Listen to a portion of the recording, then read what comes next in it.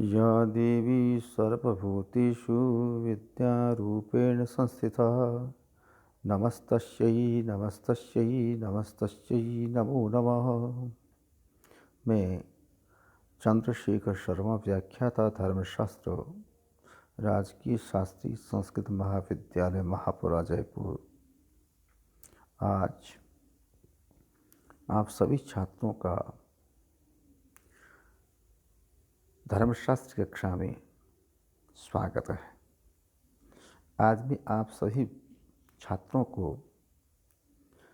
कौटिल्य का अर्थशास्त्र प्रथम अधिकरण, प्रथम प्रकरण और प्रथम अध्याय, इसका थोड़ा विस्तृत विवेचन करने जा रहा हूँ।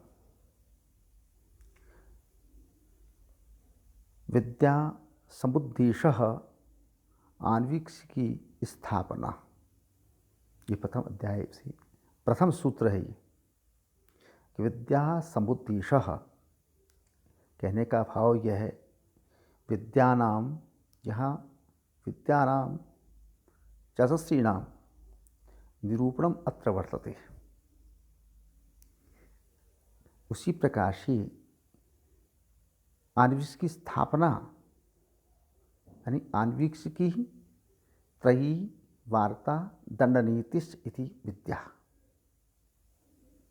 अर्थात इस विद्याओं में जो चार प्रकार की विद्या यहाँ बताई जा रही है, आन्वीक्षिकी अर्थात ब्रह्म विद्या, त्रयी अर्थात ऋग यसु सामानी, वार्ता अर्थात कृषि पशुपालनम वाणिज्याच, दंडनीतिश्च अर्थात राजनीतिश्च इति विद्या, चतस्रो विद्या। यहाँ इस प्रकार से चार प्रकार की विद्याएं कौटिल्य के अर्थशास्त्र में बताई गई है। आगे कहते हैं त्रयी वार्ता दंडनीतिश्च इति मानवः, त्रयी विशेषो हे आन्वीक्षिकी इति। कहते हैं मनु के अनुयायी जो आचार्य हैं वो कहते हैं तीन प्रकार की विद्याओं को ही स्वीकार करते हैं। एक त्रयी को, जो त्रयी के अंतर्गत ऋग्वेदः, यजुर्वेदः, सामवेदः, ये इसके अंतर्गत आती है। वार्ता, वार्ता के अंतर्गत कृषि कार्य, पशुपालन का कार्य, वाणिज्य व्यापार आदि का कार्य इस विद्या के अंतर्गत आते हैं। और उसी प्रकार से दंडनीति, राजनीतिश्च, ये जो है मनुष्यः त्रयी वार्ता दंडनीतिश्च एतत् तृतीयम् एव च इति स्वीकुर्वन्ति आनुषी त्रयी विशेषः, अर्थात ये कहते हैं इस प्रकार से त्रयी वार्ता दंडनीति इति विद्येति मानवः त्रय्या एव विभागोऽयं सा इयम् आन्वीक्षी मतः। उसी प्रकार से कहा गया है अंगानि वेदा चत्वारो मीमांसा न्याय विस्तरः धर्मशास्त्रम पुराणंशः त्रयीदम सर्वमुच्यते। यानी छह प्रकार के हमारे यहाँ अंगानी, षड अंगानी, वेदों के जो अंग हैं वो छह प्रकार, शिक्षा कल्पो व्याकरणम निरुक्तम छंद ज्योतिषाम, वेदाः चत्वारः, चार प्रकार के वेद बताए गए हैं, छह प्रकार के वेदों के अंग हैं, ऋग्वेदः, यजुर्वेदः, सामवेद, अथर्ववेदः, छह चार 10, और मीमांसा, न्याय, धर्मशास्त्र, पुराण, इस प्रकार से 14 विद्याओं का निरूपण भी किया गया है।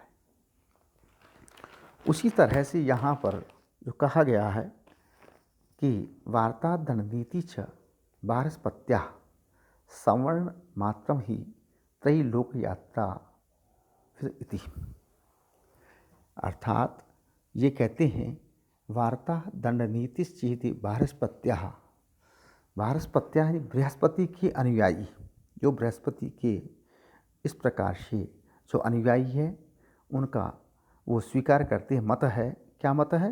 वार्ता और दंडनीति, ये दो ही प्रकार की विद्याओं को स्वीकार करते हैं। इस प्रकार से त्रयी विद्या को तो लोक व्यवहार जानने वालों के लिए केवल मात्र सवर्ण आजीविका मात्र स्वीकार करते हैं कि ये जो त्रयी है वो क्या है? वो जीवन चलाने के साधन मात्र है।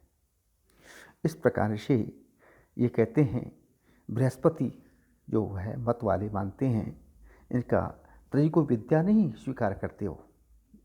कहा गया है ताकि इसी को न मानने का कोई उन्हें नास्तिक न कह सके। हैं, त्रयी कोई स्वतंत्र विद्या नहीं है, वार्ता दंड नीति को ही ये विद्या स्वीकार करती है। वार्ता दंड नीतिश्च द्वे विद्ये इत्यवस्थिते लोकस्यात्मधानत्वात् शिष्या सुरपूर्व दोषा। उसी प्रकार से आगे कहते हैं, दंड नीति एकः विद्येति औषणशः तस्यामि सविद्यारंभः प्रतिबद्ध इति। कहते हैं दंड नीति एकः विद्या इति औषणशः, अर्थात उसने बोलते हैं शुक्राचार्य। शुक्राचार्य के जो अनुयायी हैं उनका मत है, वो स्वीकार करते हैं कि दंड नीति ही एक विद्या है, क्योंकि उसी में सभी विद्याओं का स्थान एवं कारण निहित है। दंडनीति ही अथ दंडनीतिस्तु एक प्राधान्येन विद्या। इस प्रकार से औष्णस जो शुक्राचार्य के शिष्य हैं वो स्वीकार करते हैं कि यहाँ पर कहते हैं सर्वासाम विद्यानाम आरंभा योगक्षेमः तस्याम दंडनीत्याम प्रतिबद्धा अथवा प्रतिष्ठिता सन्ति। वो इसी प्रकार से स्वीकारते हैं कि दंड के नीति के अंतर इस प्रकार से संपूर्ण विद्याओं का समावेश स्वीकार करते हैं। उसी प्रकार से कहते हैं कि चतस्र विद्या कौटिल्य, जो कहते हैं कौटिल्य, आचार्य कौटिल्य जो है वो स्वीकार करते हैं विद्या चार प्रकार की। उनको मानने वाले कहते हैं विद्या चार प्रकार होती हैं। ताभि धर्मार्थ यदि विद्या तब विद्यान विद्यात्वम, कहते हैं चार विद्याएं हैं, उस धर्म और अर्थ का ज्ञान होता है। किसका होता है? धर्मार्थ, धर्म अर्थ, ताभि उनके द्वारा। कहते हैं चतस्र आन्वीक्षिकी ही त्रयी वार्ता दंडनीति इति। इस प्रकार से ताभि यानी चतस्री भी विद्या भी धर्मार्थ हो यद विद्यात् यद ज्ञानम वेदम च भवेत् तदि विद्यानाम आन्वीक्षिकादीनाम सर्वासाम विद्यात्वम अतः यथास्वरूप निरूपणम। कौटिल्य प्रकट करते हैं इस प्रकार से कि स्वयं अपने स्वयं के अभिमत को स्वीकार करते ही वार्ता दंडनीति एवं आन्वीक्षिक इन चारों विद्याओं को स्वीकार करती है। उसी प्रकार से कहते हैं धर्म अर्थ सभी का यह यथार्थ ज्ञान इसमें हो पाता है। इसे सांख्यम योगो लोकायतम इत्यान्वीक्षित धर्मा धर्मो त्रय्याम अर्थान अर्थो वार्तायाम नया अपनयौ दंडनीत्याम। कहते हैं सांख्यम योग। अब उसी प्रकार से सांख्यम योगो लोकायतम चेत आनुषिक, इस प्रकार से सांख्य है, योग है और उसे लोकायत जिसे बोलते हैं नास्तिक दर्शन, ये आनुषिक विद्या के अंतर्गत आते हैं। क्या क्या चीज़ आती है? सांख्य, योग और नास्तिक दर्शन। ये इस ब्रह्म विद्या बोलते आनुषिक विद्या, ब्रह्म विद्या कह दो, आत्मविद्या कह दो, हेतु विद्या कह दो, इस प्रकार इसी विद्या के अंतर्गत ये आती है। उसी प्रकार से यहाँ पर जो आगे कहा, इस प्रकार से कहते हैं इसे त्रयी में धर्म अधर्म कहते हैं ना आगे कि धर्माधर्म त्रय्याम, त्रय्याम अर्थात त्रयी के अंतर्गत त्रयी में ही यहाँ पर जो कहा गया धर्म अधर्म, धर्म का और अधर्म का ज्ञान, वार्ता में अर्थ अनर्थ इसका ज्ञान, वार्ता रूप विद्या के अंदर जिसे कहते हैं अनर्थों अकाल बीज वापादि जन्यम फलम वार्ताया नयो योग क्षेमादि साधक अनयस्तु संधि विग्रहादि विनाशक एतहु दनित्यम वर्णितम अस्ति। ये कहते इस प्रकार से यहाँ पर ये जो कहा गया है कि सब पूर्ण इस प्रकार का ज्ञान, वे कहते हैं आगे इसमें बलाबले चैतासाम हेतु भी अन्वीक्षमाणा अन्वीक्षिकी लोकस्य अपकरोति व्यसने अभ्युदय बुद्धिम अवस्थापयति प्रज्ञा वाक्य क्रिया वशात्यम च करोति।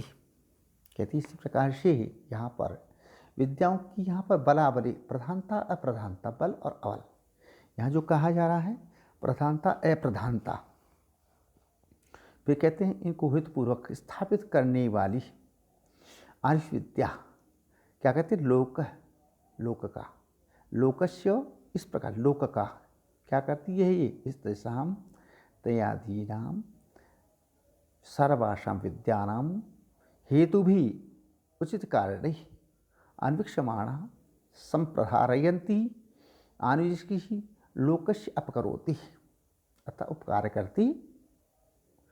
करती भवति अर्थात उपकार करती है। व्यसने अभ्युदय च, व्यसन बोलते इस प्रकार से विपत्ति के समय में और डेवलपमेंट एंड विकास के समय उन्नति में बुद्धिम अवस्थापे बुद्धि को स्थिर करती है।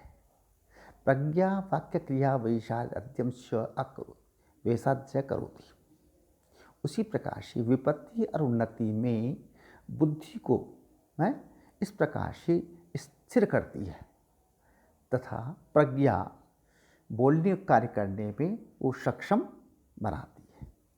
इस प्रकार से यहाँ पर युक्तियों से प्रधानता बताती है, आर्य विद्या लोक का उपकार करती है, सुख दुख में बुद्धि संयमित रखती है, कर्तव्य एकत्र विचार करने वाले बोलने कार्य करने की विशेष क्षमता उत्पन्न करती है। इस प्रकार से ये इसका सर्वश्रेष्ठ है। प्रदीप सर्वविद्यानाम उपाय सर्वकर्मणाम आशय सर्वधर्माणाम शाश्वत आन्वीक्षिकी मता। ये कहते हैं इस प्रकार से आन्वीक्षिकी विद्या जो होती है हमेशा सर्वदा हमेशा ही सब विद्याओं का प्रदीपक दीपक है तो सर्वविद्यानाम इस प्रकार से सभी विद्याओं का त्रयादीनाम सर्वासाम प्रदीपः सर्वकर्मणाम कह दिया, फिर आगे सर्वकर्मणाम इस प्रकार से उपाय, यानी जो कहा जा रहा है सभी कार्यों का उपाय और सभी धर्मों का आश्रय, सर्वधर्माणाम आश्रय। तीन कारण हो गया इसमें, तीन बता दिए। इस प्रकार से क्या क्या बताया तीन इसमें, अन्य विद्या को सब विद्याओं का प्रकाश कराने वाली होती है, सभी कर्मों का उपाय, सभी धर्मों का आश्रय है, पता नहीं है सिद्ध किया गया है, इसका विशिष्ट महत्व है। यह सभी साधनों उपायों को फलीभूत करने में सक्षम है। ये इस प्रकार से यहाँ पर विद्या समुद्देशः आनुष की स्थापना के विषय में ग्रंथकार ने कहा है। अब कहते हैं विशेष आगे द्वितीय अध्याय में बताया गया विशेष रूप से क्या कहते हैं त्रयस्थापना। त्रयस्थापना के अंतर क्या आता है यहाँ पर, त्रयी मैंने कहा अभी आपको हो कि ऋग यजु सामानि, ऋग्वेदः यजुर्वेदः सामवेदः, ये कहा गया है त्रयस्थापना के अंतर्गत कि ये त्रयी कहलाती है। सामवेद ऋग्वेद यजुर्वेद इनको ही त्रयी कहा गया है। अथर्ववेद इतिहास वेदौच वेदा, आगे कहा इसमें अथर्ववेद को और इतिहास, अथर्ववेद और इतिहास को वेद कहलाते हैं, इनको वेद कहा गया है। उसी प्रकार से शिक्षा कल्पो व्याकरणम निरुक्तम छंद ज्योतिषाम, इस प्रकार से कहा गया है। ये क्या होते हैं, ये इस प्रकार से वेदांगानि षड अंगानि, यानी शिक्षा है, कल्प है, व्याकरण है, निरुक्त है, छंदो विचिति है और ज्योतिष, ये 6 प्रकार के वेदांगानि हैं। इस प्रकार से यहाँ पर कहा गया है मूल रूप से शिक्षा शिक्षा क्या है? जिसके द्वारा वर्णों का है अच्छी प्रकार से उच्चारण और संधि के लिए बताए जाते हैं, उसे शिक्षा नामक वेदांग कहा जाता है। यानी जिसके द्वारा वर्णों का ठीक ठीक उच्चारण और संधि के नियम बताए जाते हैं, उस शिक्षा को यानी वेदांग कहा। फिर कहे कल्प करते हैं यज्ञानुष्ठान, अर्थात अथवा कह दो यज्ञ के विधि विधान प्रतिपादक शास्त्र को कल्प कहते हैं, जिस पे आश्वान सूत्रों की गणना की गई है। निरुक्त वैदिक साहित्य में शब्दों के निर्वचन को नृत्य कहा जाता है। छंदोविचिति व इसी प्रकार छंदों का विचार करना, पिंगला आदि प्रणीत छंदों पर विचार करना, वेग छंदों का विवेक करना, वो छंदोविचिति है। ज्योतिष ग्रह नक्षत्र विद्या ज्ञान कराने वाले को ज्योतिष वेदांग कहा गया है। एषः त्रयी धर्म चतुर्णाम वर्णानाम आश्रमाणाम स्वधर्मस्थापना उपकार है। कहते हैं इसी प्रकार से ये जो कहा गया है वो रूप से यहाँ पर कि यह जो त्रयी है, त्रयी धर्म चतुर्णाम वर्णानाम आश्रमाणाम, त्रयी जो ऋग्वेद यजुर्वेद सामवेद जो बताइए त्रयी उपदिष्टो धर्म है, चतुर्णाम वर्णानाम अतः ब्राह्मणादि 4 वर्ण है तो ब्राह्मणादि वर्णानाम, उसी प्रकार से ब्रह्मचर्य आदि आश्रमाणाम, तो 4 प्रकार के ब्राह्मण क्षत्रिय वैश्य शूद्र, उसी आश्रम कितने होते हैं? 4 होते हैं। कौन कौन से होते हैं? ब्रह्मचर्य आश्रम, गृहस्थाश्रम, वानप्रस्थाश्रम और संन्यास आश्रम है। तो इन सभी के लिए कहा स्वधर्म स्थापनात्, स्वधर्माश्रम उपदिश्य तेषु नियंत्रणात् स्थापनात् वा उपकारिका उपकार फलो वर्तते। अर्थात ये कहा गया है ये त्रयी में निरूपित धर्म, चारों वर्णों, चारों आश्रमों को अपने अपने धर्म स्थापित करने के कारण उनका लोक का ये उपकारक है। यानी इस प्रकार से उपदेशक बताया गया है। त्रयी में प्रतिपादित धर्म को वर्णाश्रम, यानी वर्ण आश्रम धर्म, वर्ण धर्म, ये लोक का उपकारक अपने अपने धर्मों का उपदेशक इनको बताया गया। कहती आगे स्वधर्म ब्राह्मण स्वाध्यायनम अध्यापनम यजनम याजनम दानम प्रतिग्रहश्च इति। कहते ब्राह्मणस्य वर्णस्य स्वधर्म, ब्राह्मण वर्ण का सबसे प्रमुख धर्म जो कर्तव्य है वो क्या होता है? 6 प्रकार का मुख्य कर्म है ब्राह्मण का। अध्ययनम अध्यापनम यजनम याचनम दानम प्रतिग्रह, इस प्रकार से यानी अध्ययन करे अध्ययन करावे, हैं यजन करे यज्ञ करावे, दान देवे और दान लेवे। ये ब्राह्मण वर्ण के ये 6 कर्म जो होते हैं मुख्य माने हैं। क्षत्रियस्य अध्ययन यजनम दानम शस्त्राजीवो भूत रक्षणम च, उसी प्रकार से क्षत्रिय का प्रमुख धर्म क्या होता है? अध्ययन करना, यज्ञ करना, दान देना, और फिर कहते हैं किसके? शस्त्रो जीवो, शस्त्राजीवो भूत रक्षणम च, शस्त्र बल के द्वारा जीव को उपार्जन करना और साथ में प्राणियों की रक्षा का कार्य भी करना। ये किसका है? भूत रक्षणम, प्राणियों की रक्षा कार्य। ये किसका कर्म है? क्षत्रियस्य वर्णस्य स्वधर्म तथैव वैश्य का वैश्यस्य स्वधर्म, वैश्य का अपना धर्म क्या है? कर्तव्य क्या है? अध्ययन करना, अध्ययनम यजनम दानम कृषि पशुपाल्य वाणिज्याच। अर्थात इस प्रकार से यहाँ पर कहते हैं वैश्य का धर्म है एक तो पढ़ना, यज्ञ करना, उसी पर दान देना, कृषि कार्य करना, पशुपालन करना और व्यापार करना। तथा कहते हैं शूद्रस्य वर्णस्य स्वधर्मः द्विजाति शुश्रूषा, द्विजाति शुश्रूषा वार्ता कारुकुशी लव कर्मच।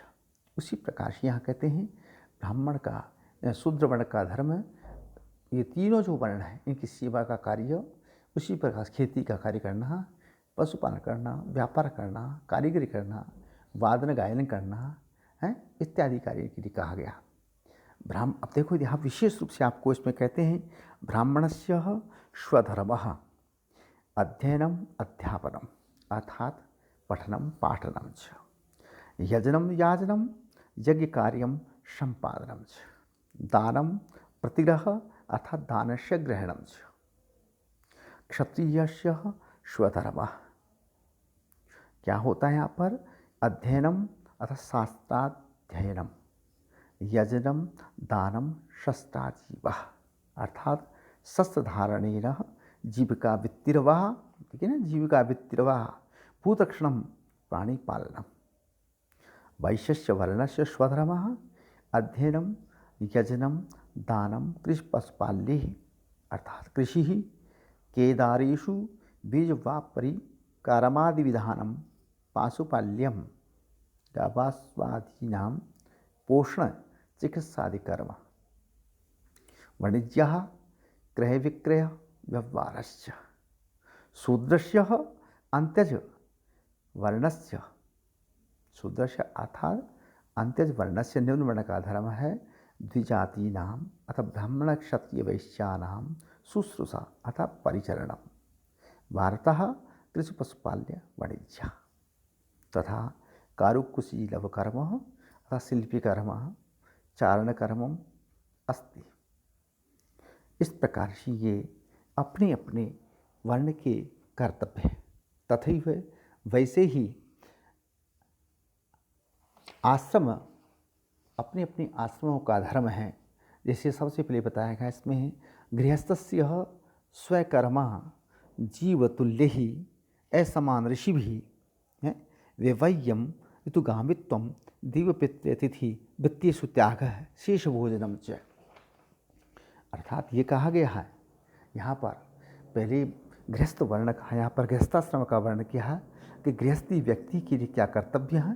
गृहस्थ का सबसे बड़ा धर्म होता है कि अपनी धर्म परंपरा के अनुसार गृहस्थस्य तगृहिणः गृहस्थी जनः स्वकर्माजीव अर्थात स्ववर्णोक्त तो इस प्रकार कर्मणा वृत्ति ही तुल्य ही कुलादिना समान ही असमान ऋषि भी अथ भिन्नार्थ गोत्र ही वैवाह्यम विवाह कार्यम ऋतुगामित्वम अथ इस प्रकार से पुष्पस्नानादिनात् पूर्वम स्त्रीगमनशीलत्वम देवपितृति वित्तेषु अर्थात जिससे पंचमहायज्ञ होते हैं इस प्रकार के देव पंचमहायज्ञों को पूर्ण करके इस तरह तो है भत्या से है इस दत्तानंतरम शिष्य भोजनम अवशिष्टान्नसनम अवशिष्ट अन्नाश्रम कार्यम। अर्थात इस प्रकार से गृहस्थी व्यक्ति का परम धर्म होता है कि अनुकूल कार्यों द्वारा जीविका चलाना है, समान और असमान गोत्र वालों के साथ विवाह करना अर्थात मासिक धर्म के पश्चात ही स्त्री के साथ गमन करना है, देव यज्ञ पितृयज्ञ अतिथि यज्ञ जो भी उन पंचमहायज्ञों को नित्य करना, अंत में अवशिष्ट भोजन है स्वयं करने वाला होता है। तथा वैसे ही कहा गया ब्रह्मचारिणः ब्रह्मचर्य आश्रम जो होता ब्रह्मचारिणः स्वाध्यायो अग्निकार्याभिषेकौ भिक्ष व्रतत्वम आचार्य प्रणति की वित्ति तदभावे गुरुपत्र सब ब्रह्मचारिणः। वाह।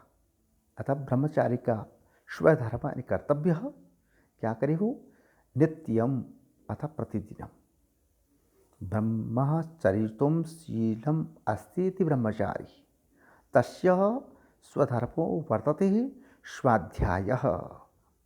स्वाध्याय अर्थात स्ववेदाध्ययनम अग्निकार्याभिषेको अग्निशुश्रूषा तृष्ण स्नानम भिक्षवतित्वम भिक्षावृत्तिवतित्वम आचार्ये स्वगुरौ प्रणति की आप्राणोत्क्रमण काल भाविनी वृत्ति अर्थात स्थिति समाचरणम वा गुरुपुत्र आचार्यपुत्र समीपे स ब्रह्मचारिणी समान शाखाध्यायिनी विद्या पालनम कर्तव्यम। कहने का भाव ये है कि ब्रह्मचारी बालक का अपना कर्तव्य होता है, अपना धर्म होता है कि नियमित उसको स्वाध्याय करना चाहिए, नित्य अग्निहोत्र करना चाहिए, नित्य स्नान करना चाहिए, नित्य भिक्षाटन करना चाहिए, नित्य आचार्य गुरु के सिर रहना चाहिए। गुरु की अनुपस्थिति में गुरुपुत्र अथवा अपने किसी समान शास्त्राध्यायी सहपाठी के पास प्रणतिवृत्ति का पालन करना चाहिए। ये मुख्य रूप से यहाँ पर जो कहा गया है वो व्यवहार बताया गया किसका? ब्रह्मचर्य आश्रम का। इस प्रकार से फिर समावर्तन संस्कार गुरुकुल में ही वो रहे। तत्पश्चात वो आगे अब कहते हैं वानप्रस्थस्य ब्रह्मचर्यं भूमौ शय्या जटाजनधारिणम् अग्निहोत्राभिषेको देवता पितृतिथि पूज्य है, तिथि पूजा वन्यस्य आहार है। कहते वानप्रस्थस्य स्वधर्म, वानप्रस्थ आश्रम से स्वधर्म, वानप्रस्थ आश्रम का स्वधर्म अपना धर्म होता है। क्या धर्म होता है? इस प्रकार से वानप्रस्थस्य वने इस प्रकार से प्रकर्षेण तिष्ठति इति वानप्रस्थः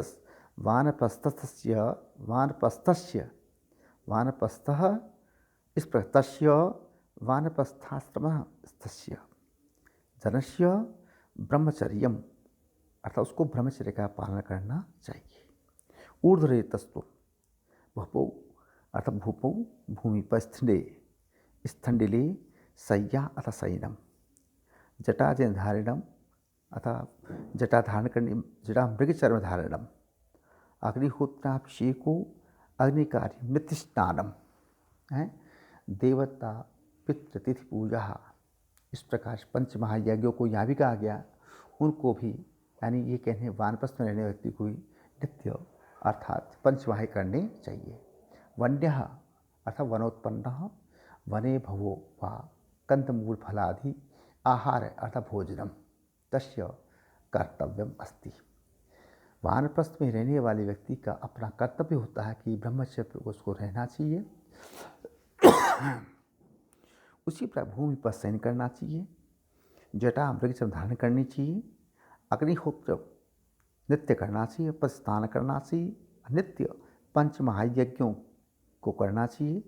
इस प्रकार से वन के अंदर पाए जाने वाले कंदमूल फल आदि का भोजन करना चाहिए। इस प्रकार से ये वानप्रस्थ आश्रम के रहने वाले व्यक्ति के कर्तव्य हैं। अब कहते हैं परिव्राजकस्य संयतेन्द्रियत्वम अनारंभो निष्किंचत्वम संगत्यागो भक्षम अनेकत्र अरण्यभाषो बाह्याभ्यंतर शोचम। संन्यास आश्रम का यानी परिव्राजक से कह दो आप यहाँ पर, परिव्राजक का अतः सन्यासी का स्वधर्म है। क्या होता है परिव्राजक से? अतः परित्यज्य सर्वं व्रजति इति परिव्राजक। क्या कहा गया? परित्यज्य सर्वं व्रजति इति परिव्राजक अतः सन्यासी तस्य। इस प्रकार से यहाँ पर जितेंद्रिय इसके लिए कहा गया संयतेन्द्रियत्वम अर्थात जितेंद्रियता, अनारंभ निष्कर्म, निष्किंचत्वम कहते हैं निस्व संग त्याग अर्थात पवित्रांतरेणापि संसर्ग परिहार, अर्थात कहते एकाकी संसर्ग का परिहार यहाँ कर दिया। उसी प्रकार से भैक्षम भिक्षाटन क्या है? एकाकी रहे और प्राण रक्षा के लिए भिक्षा मांगे। अनेकत्र बहुषु स्थानेषु अरण्यवास है, उसी प्रकार से जीवन करना, वन में अनेक स्थानों पर निवास करना है।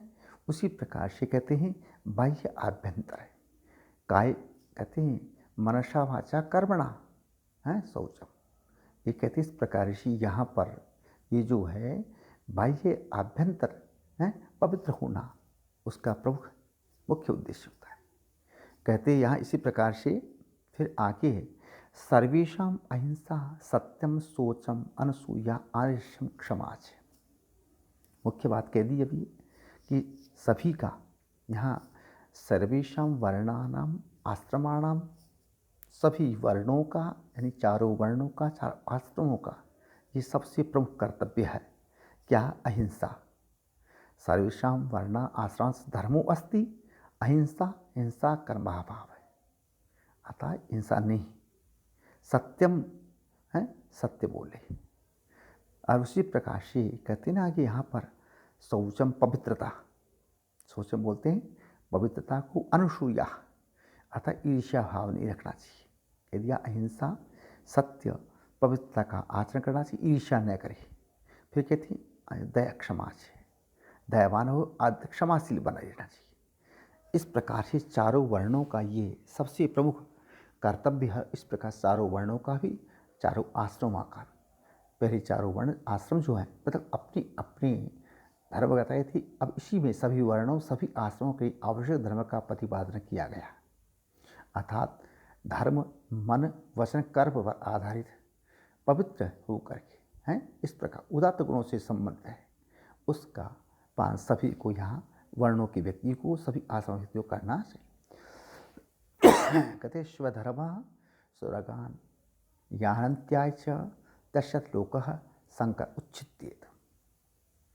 अपने धर्म का कहते हैं यहाँ पर कि अपने धर्म का इस प्रकार से पालन करने से, तो स्वधर्म है परिपालनात् कह दो, उस पर अपने धर्म का परिपालन करने से स्वर्ग और मोक्ष की प्राप्ति उस व्यक्ति को होती, उस वर्ण के व्यक्ति को, उस वर्ण की, उस प्रकार आश्रम की। इस प्रकार से तस्यातिक्रम ही उन करने से वर्ण और कर्म में वर्ण संकरता से लोक उच्छेद हो जाता है।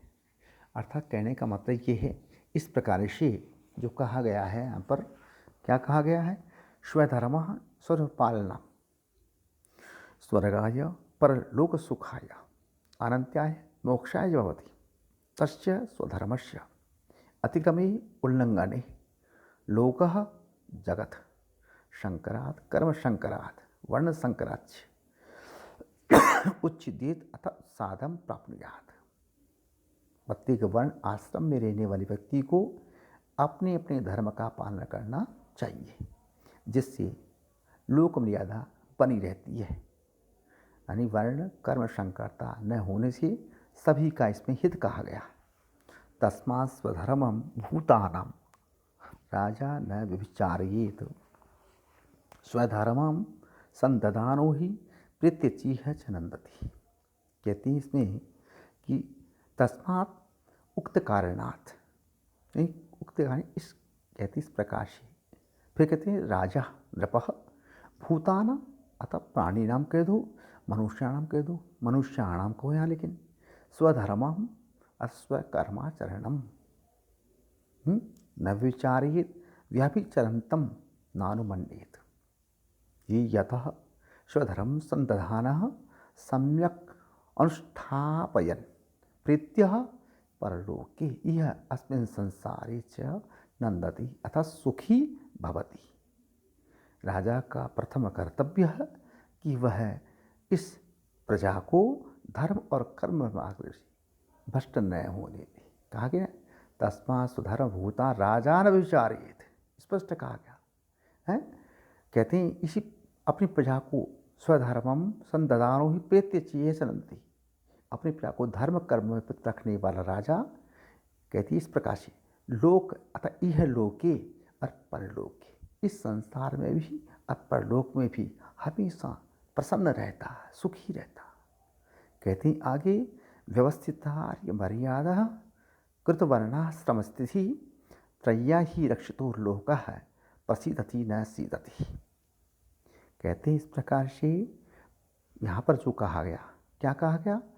इस प्रकार से व्यवस्थिता आर्य मर्यादा है, अर्थात इस प्रकार से आर्य मर्यादा, पवित्र आर्य मर्यादा, बहुत ही पवित्र आर्य मर्यादा में अवस्थित कौन से वर्णाश्रम है, वर्ण आश्रम में नियमित और त्रयी धर्म से रक्षित प्रजा दुखी नहीं होती, हमेशा क्या होती? सुखी रहती।